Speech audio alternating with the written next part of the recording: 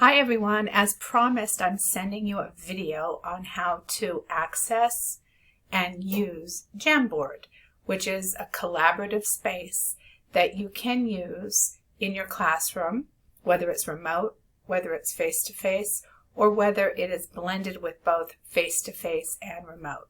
So I just wanted to remind you that you can access Jamboard in your Gmail. So I want you to go to your L-Tri-C email.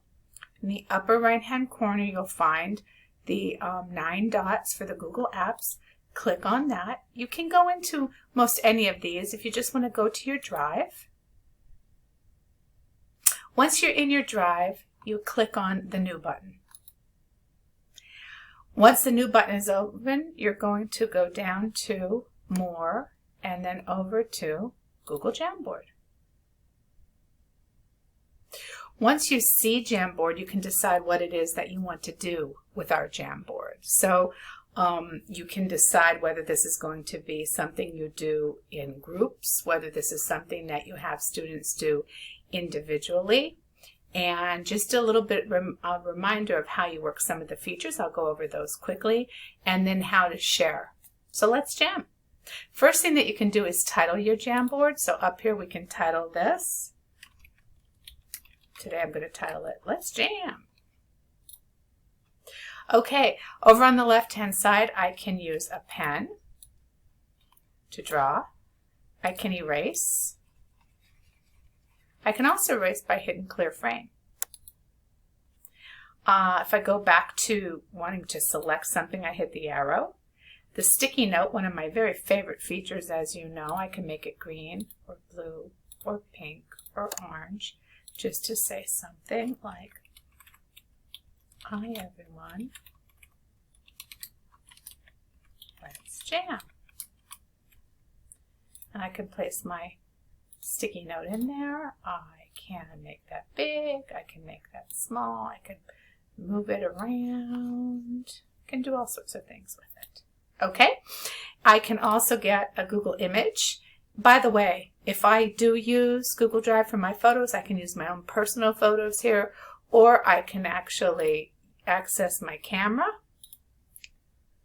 and I can actually go through this process of getting my camera accessed, or I can go to Google Images. I can select an image. Let's find an image for jam. So let's put some jam in here. I can click on the image, I can insert it down here at the right, and now I'll have a picture of jam. I can make this bigger as well. You can do this to have students bring a photo into an idea, or to sort of represent with symbols if you're doing poetry. And there's so many possibilities out there. You can also make circles. You can also put in a text box and type. Then you can also highlight things. This is sort of like one of those laser pointers, and it disappears. Okay? One of the things that I do, as I told you before, is that I use each Jamboard to represent a group if we're doing remote. So what I can do is do Jamboard number 1, 2, 3, 4, and each of these can correspond, with breakout room number 1, 2, 3, 4, and I can have the students write their names on a sticky note just so I can remember who was in what when I want to go to grade it or whatever. Now, in order for the students to use the Jamboard, you are going to have to give them editing rights. So up here is Share. And down here under Get Link, you want to share with community, Lehigh Carmen Community College. So click on that.